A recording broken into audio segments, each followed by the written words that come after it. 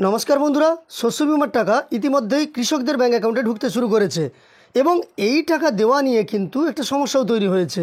খুব কম পরিমাণে শস্য বিমার টাকা দেওয়া হচ্ছে বলে কৃষকেরা আবার কৃষি দপ্তরের সামনে আন্দোলন করতে শুরু করেছেন। তবে এই শস্য বিমার টাকা কোন কোন জেলার কৃষকদের দেওয়া হচ্ছে, আবার কোন ফসলের ক্ষতির জন্য এই ক্ষতিপূরণের টাকা ট্রান্সফার করা হচ্ছে, সেই সঙ্গে আরও কতদিন এই শস্য বিমার টাকা কৃষকদের পাঠানো হবে, সেই সম্পর্কিত সমস্ত তথ্য আজকের ভিডিওতে আমরা দেখব। হঠাৎ করেই 12ই জুন 2024 বিকেল 4:38 থেকে মাননীয় মুখ্যমন্ত্রী মমতা বন্দ্যোপাধ্যায় পরপর 4টি টুইট করলেন, দুটি বাংলাতে এবং দুটি ইংরেজিতে। তার মধ্যে একটি টুইটে তিনি লিখলেন, এটা অত্যন্ত আনন্দের যে আজকে কৃষক বন্ধু নতুন প্রকল্পে রাজ্য জুড়ে 1,05,00,000 কৃষক ও বর্গাদারকে 2,900 কোটি টাকা সহায়তা প্রদানের পাশাপাশি আমরা বাংলা শস্য বিমার আওতায় সারা রাজ্যের 2,10,000 কৃষককে সরাসরি তাদের ব্যাঙ্ক অ্যাকাউন্টে 293 কোটি টাকা আর্থিক সহায়তাও প্রদান শুরু করলাম।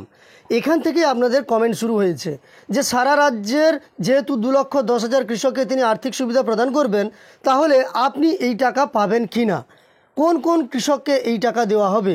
তিনি আরও লিখলেন, চলতি রবি মরশুমে প্রতিকূল আবহাওয়ার কারণে যে সকল কৃষকের চাষের ক্ষতি হয়েছিল তাদের এই সহায়তা করা হচ্ছে। আমাদের সরকার বাংলা শস্য বিমা চালু করার ফলে ফসল নষ্ট হয়ে গেলেও আমাদের কৃষকরা এভাবেই আর্থিক ক্ষতির থেকে রক্ষা পাচ্ছেন, এজন্য তাদের কোনো টাকাও দিতে হচ্ছে না। শস্য বিমার প্রিমিয়ামের পুরো টাকাও রাজ্য সরকারই দিচ্ছে। 2019 সালে চালু হবার পর থেকে বাংলা শস্য বিমা প্রকল্পে 1 কোটি ক্ষতিগ্রস্ত কৃষককে মোট 3,133 কোটি টাকা সহায়তা প্রদান করা হয়েছে। কৃষকের বিপদে কৃষকের পাশে থাকতে পেরে আমি গর্বিত। এবং তারপর 13ই জুন থেকে আপনাদের ব্যাঙ্ক অ্যাকাউন্টে কৃষক বন্ধু প্রকল্পের টাকা ঢুকতে শুরু করেছিল। সেই সঙ্গে এখনও পর্যন্ত কৃষক বন্ধু প্রকল্পের সঙ্গে বাংলা শস্য বিমার টাকাও ঢুকছে আপনাদের ব্যাঙ্ক অ্যাকাউন্টে। তবে এখনকার ভিডিওটি কৃষক বন্ধু সংক্রান্ত যেহেতু নয়, বাংলা শস্য বিমা যোজনা সংক্রান্ত, অতএব আমরা পরের ভিডিওতে কৃষক বন্ধু সম্পর্কিত সমস্ত সমস্যার ব্যাপারে জানব বা কৃষক বন্ধুর টাকা আসার ব্যাপারে আমরা জানব। এখনকার ভিডিওতে বাংলা শস্য বিমা সংক্রান্ত তথ্যগুলো দেখে নেব। আর এই ভিডিওটি শুরুর পূর্বে যারা এই চ্যানেলে নতুন এসেছেন এবং যারা এই চ্যানেলের ভিডিও দেখেন কিন্তু সাবস্ক্রাইব করেননি, তাদের অনুরোধ করব চ্যানেলটিকে সাবস্ক্রাইব করে পাশে থাকা নোটিফিকেশন বেল আইকনটা অবশ্যই অল করে রাখবেন।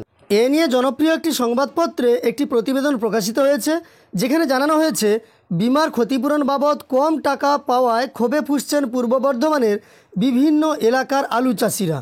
বুধবার শঙ্করপুরে মেমারি সাতগেছিয়া রাস্তা অবরোধ করে বিক্ষোভ দেখান চাষিরা।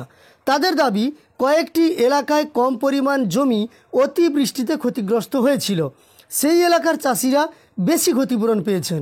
আবার যেসব এলাকায় বেশি ক্ষতি হয়েছে সেখানকার বহু চাষি বিমার টাকা কম পেয়েছেন। তারা কৃষি দপ্তরে লিখিত অভিযোগ করেছেন। মেমারি 2 ব্লকের কুচুট, রায়না 2 ব্লকের কাইতি, মেমারির দুর্গাপুর এলাকার চাষিদের দাবি তারা প্রাপ্য থেকে বঞ্চিত হচ্ছেন। কুচুট এলাকার বাসিন্দা গৌতম চক্রবর্তী, লক্ষণ পালরা কৃষি দপ্তরে লিখিত অভিযোগ জানিয়েছেন।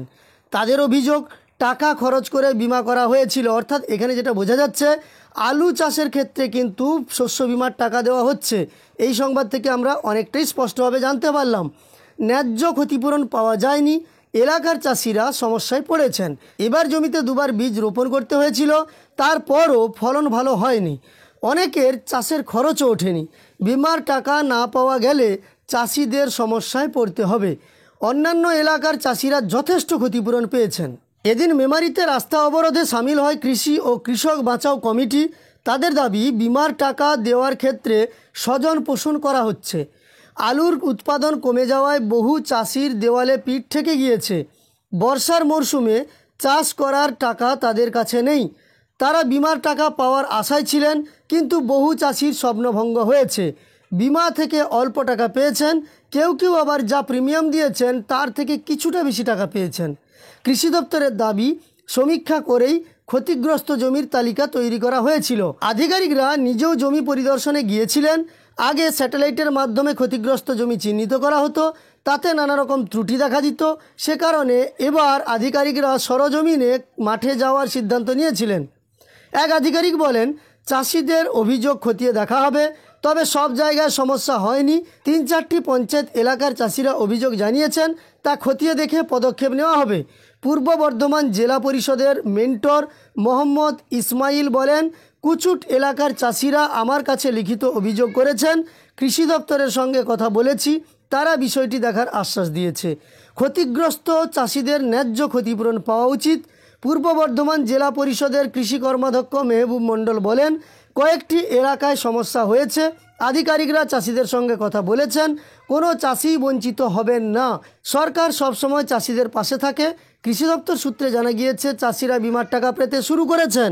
কোন এলাকায় কতটা জমি ক্ষতিগ্রস্ত হয়েছিল তা তাদের জানানো হয়েছে। অর্থাৎ আপনারা বুঝতে পেরেছেন যে এই সংবাদের মাধ্যমে বর্ধমান জেলার কথা এখানে উল্লেখ করা হয়েছে, যেখানে চাষিরা আন্দোলন করছেন। যেসব পঞ্চায়েতে বেশি ক্ষতি হয়েছে তারা কিন্তু কম টাকা পেয়েছেন, এবং যেসব পঞ্চায়েতে কম ক্ষতি হয়েছে তারা আবার বেশি টাকা পেয়ে গেছেন। এই ধরনের সমস্যা তৈরি হয়েছে। তবে কোন কোন জেলা এখানে কিন্তু উল্লেখ করা নেই, উল্লেখ করা আছে আলু চাষের কিন্তু ক্ষতিপূরণ। তাহলে মাননীয় মুখ্যমন্ত্রী যে ঘোষণা করেছিলেন সেটা আলু চাষের ক্ষেত্রে, অন্য কোনো ফসলের জন্য ক্ষতিপূরণ নয়। আপনারা অবশ্যই বুঝতে পারলেন যে যারা আলু চাষি তারাই কিন্তু এই শস্য বিমার টাকা পাওয়ার যোগ্য।